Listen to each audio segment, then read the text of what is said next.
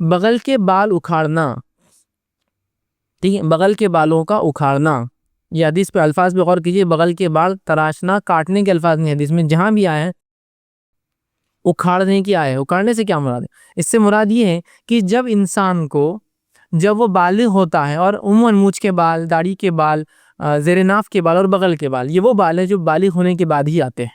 ठीक, एक किस्म के बॉडी के अंदर हार्मोन जनरेट होते हैं जो कि एक एज के बाद होते हैं, और उसके बाद बहुत सारी हार्मोनल एक्टिविटीज़ की वजह से उसको दाढ़ी के बाल भी निकलते हैं। उसकी अगर मर्द हो तो उसकी आवाज़ भी थोड़ी सी रफ हो जाती है, लड़का हो तो।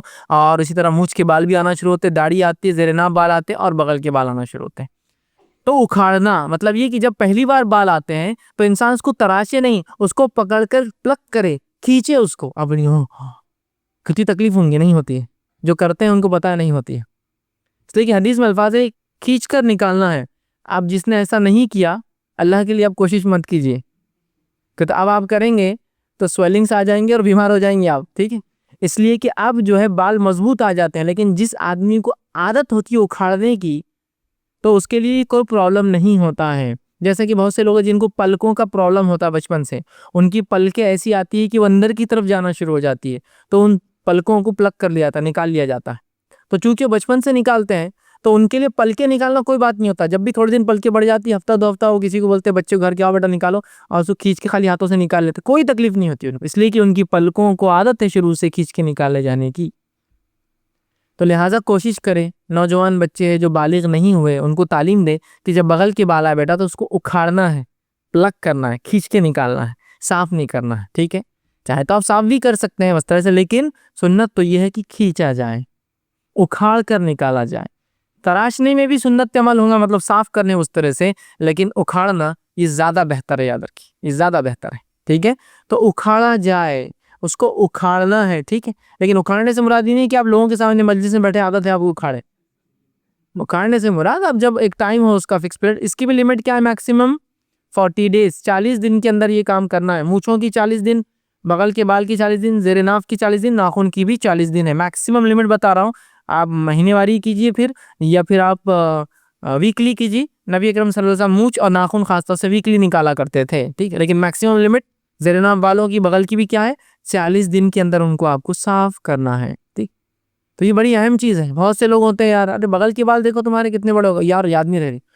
और आदमी अगर वो होता है ना, छोटी बनियन जो होती है, फुल नहीं होती, सैंडो बनियन में आ जाए, तो कुछ लोग खाली इसको देखते रहते, हाथों में से क्या निकल रहा है उसकी, बालों का गुच्छा। ये क्या है? तो बोले मर्दाना शान है, बोले मेरी।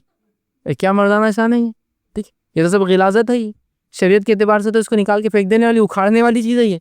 बोलते हैं ना उखाड़ के फेंक दूंगा तुझे, मतलब बिल्कुल इतनी खराब चीज़ की रखो मत, उखाड़ो, उखाड़ना।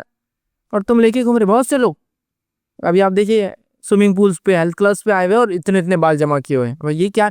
तो मर्दाना शान है बोले हमारी, हमारे खानदान में बाल जमा करके रखते हैं बगल के। कुछ लोग याद नहीं रहता यार काटने की। सुभान अल्लाह, तुम एक गिलाजत को साफ करने की याद नहीं रहती, बोले तो पेशाब पैखाना जाते हो तो वो भी साफ करते हो, छोड़ देते हो, या याद नहीं रहती बोलकर। समझ में नहीं आ रहा। इसलिए कि साइंटिफिक रिसर्च ये बता रही है कि इंसानी जिस्म में, जैसे सर में जुएं होती है, जिस्म के और दो हिस्से जहाँ जुएं होती है इंसान को, सर के अलावा भी, जो कि आप अगर मेडिकल बुक्स पढ़े तो पता चलेगा। एक होता है जो सर की जो होती है जू, और एक होता है प्यूबिक रीजन में, जेरे नाफ भी बाल ना काटे तो जू होती है, और एक जू होती है जो बगल में रहती है। ये बहुत कम है, दो तो बहुत कॉमन है। आप कोई भी मेडिकल की बुक उठाइए, उसकी किस्में देखिए जुओं की कितनी है, तो दो तो कॉमनली रहती है। बहुत नुकसानात है इनकी, याद शरीयत ने देखिए आपको पहले ही नुकसानात से दूर कर दिया कि बाल साफ कर लो, सीधा, चक्कर में जाओ मत ये सब, है ना। कई बीमारियों से तुम यहीं बच जाओगे। सर की जुएं निकाल सकते हैं आप साफ करके, बाकी दोस्तों की निकाल लॉजिकल भी नहीं है, ऐसे शरीयत ने कहा उनको रखो ही मत, सबसे अच्छा। ठीक है, तो बाल निकलवाइए, वरना बहुत सारी बीमारियों का आपका जिस्म वजह बनेगा, और कंटिन्यूस आप स्मेल करेंगे, आपके पास बदबू आएंगी। क्योंकि जो लोग बगल के बाल साफ नहीं करते, बदबू हो जाती है बालों में यहाँ तक की। ठीक, और एक साहब मुझे बताने लगे, ये कोई मतलब कोई सुन्नत से साबित नहीं है, लेकिन वो मुझे बताने लगे कि मुझे जो है बगल के बाल खींचने की, मैंने जब हदीस पढ़ा था, मैं जब छोटा था तब पढ़ लिया था, तो मैंने शुरुआत से अपने बगल के बाल निकाले। तो मुझे जो उसका एक बेनिफिट नजर आया वो ये है कि मेरे बगल में वैसी बू नहीं होती है, आम लोगों के बगल में बू होती।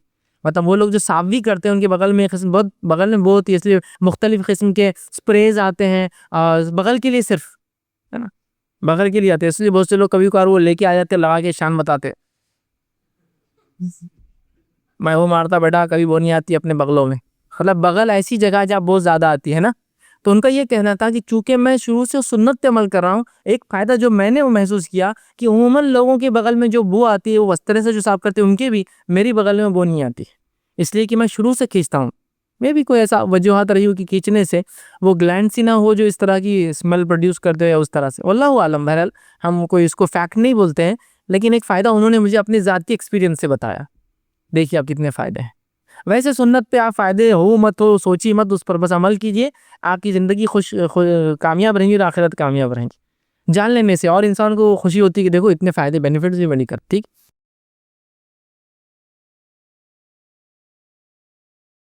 अस्सलाम वालेकुम। आप भी हमारे इस काम में ताउन करें अपनी ज़कात और सदक़ात के ज़रिए। डोनेशन डिटेल्स के लिए डोनेट अस पर क्लिक करें। अगर आपको हमारे वीडियोस पसंद आए हैं तो इसे शेयर करें और सबके हकदार बनें। रोज़ाना हमारे वीडियोस को पाने के लिए हमारे यूट्यूब चैनल को सब्सक्राइब करें और बेल आइकन दबाएं। हमसे दीगर सोशल मीडिया पर जुड़ने के लिए वीडियो में दिए गए आईडी को सर्च करें। जज़ाकल्लाह।